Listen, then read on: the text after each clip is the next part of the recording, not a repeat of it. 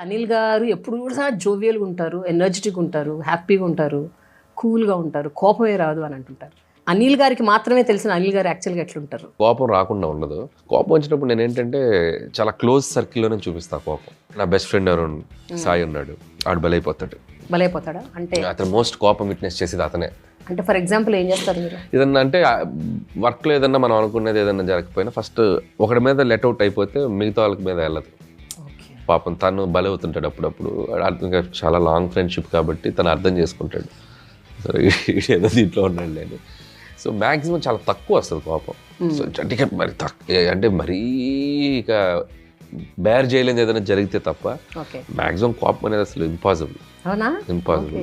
వచ్చినా it's like matter of సెకండ్సే ఉంటుంది.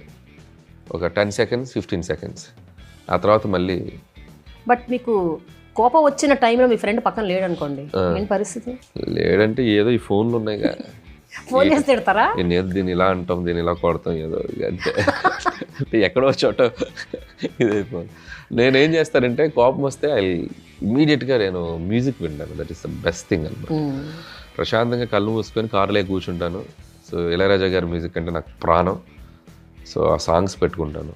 ఒక 5 minutes తర్వాత టోటల్గా మై మైండ్ పీస్ఫుల్ అయిపోతుంది.